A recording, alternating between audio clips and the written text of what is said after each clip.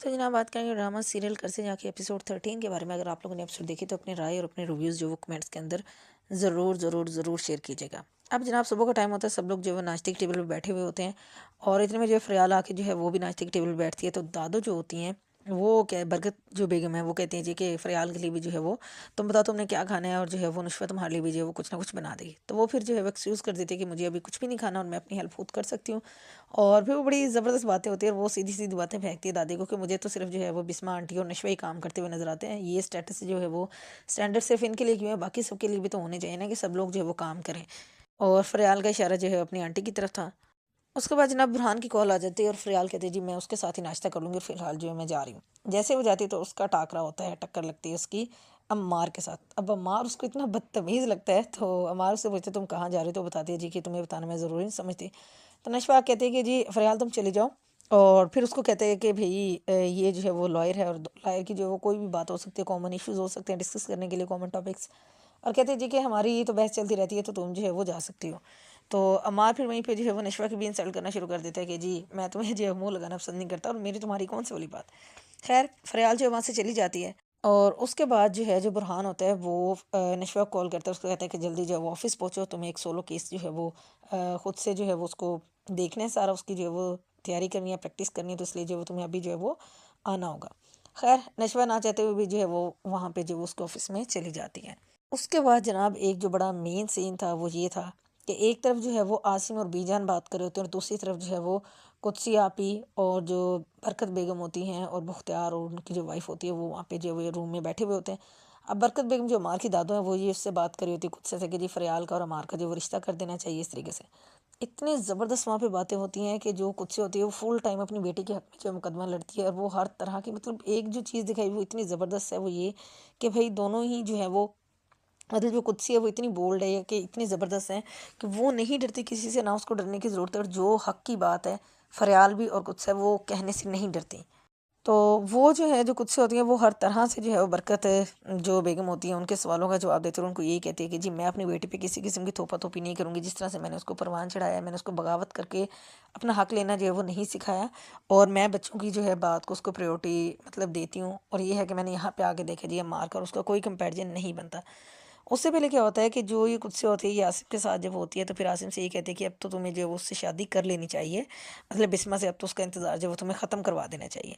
और दूसरी तरफ जो है वो कहती है जी मुझे बुरहान बहुत अच्छा लगता है, तो फिर आसिम भी जो है वो रेडी हो जाता है कि चले जी मैं बुरहान से पूछूंगा और फिर इस तरह से तुम्हारी बेटी से जो है मैं अपने बेटे की जो है वो शादी करवा दूंगा। तो जनाब दूसरी तरफ आसिम जो है जब बीजान से फ़रियाल के बारे में बात करते हैं तो बीजान कहते हैं कि मुझे तो नशवा बहुत अच्छी लगती है, तो तुम्हारा उसके बारे में क्या ख़्याल है, क्यों ना जो है बुरहान की शादी नशवा से की जाए, तो ताकि जो है वो बिस्मा की भी थोड़ी हेल्प हो सके, मतलब हमारा हक बनता है कि हम उनकी हेल्प करें। तो आसिम फिर समझाता है कि जी मैं आपके इस फैसले में कोई साथ नहीं दूंगा क्योंकि आपको सिर्फ और सिर्फ डिसअपॉइंटमेंट होगी, और जो बरकत बेगम है वो कभी भी जो है ये रिश्ता नहीं होने देगी।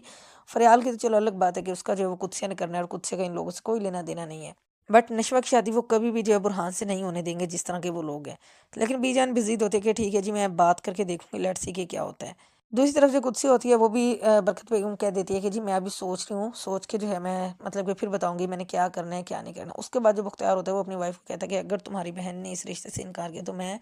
मतलब हमारा रिश्ता भी जो है फिर पायदार नहीं रहेगा।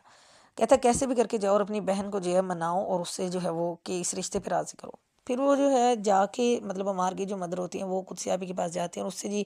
मिन्नत समाजत करती हैं, बड़े अपने दुख बताती हैं जी कि यहाँ पे हमेशा से गलत ही होता है और मैं तो चाहती थी कि बिस्मा की शादी जो है वो आसिम से हो जाए, और मेरे हस्बैंड ने कभी मुझे वो तवज्जो वो फ़ोक़े दी नहीं जिसकी मुझे आज तक हसरत रही है, और ऐसा है कि अगर आपने ये रिश्ता नहीं करना तो फिर आप मुझे भी अपने साथ लेके जाएंगे, मुझे भी यहाँ पे रहने का अब कोई शौक़ नहीं है,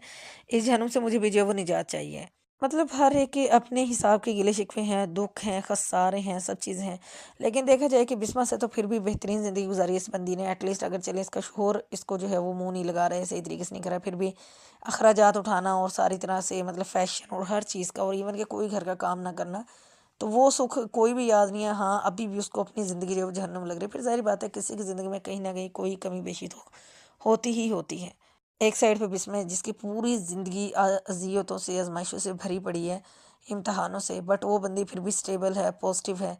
तो ये एक बड़ा डिफ़रेंस होता है कि जी इंसान जो है अपना आप खुद ही मार लेता है, वो जिस तरह से भी अपने आप को हालात के सपुर्द जो है वो कर देता है। उसके बाद जनाब जब नुशवा जो फिर दादो जो होती है, बरकत बेगम जो होती है, वो कहती है कि अभी इसने इनकार नहीं किया है, तो अभी उसने सोचने के लिए वक़्त माँगा, लेट्स सी कि क्या होता है। उसके बाद जो नशवा होती है वो ऑफ़िस पहुँच जाती है बुरहान सर के। अब वहाँ पे जी फ़रियाल भी बैठी होती है और बुरहान बैठे होते हैं। तो अब फ़रियाल बताती है जी कि हम लोगों ने एक फ़ैसला किया कि हम बिस्मा आंटी की शादी आसिम अंकल से करवा दें।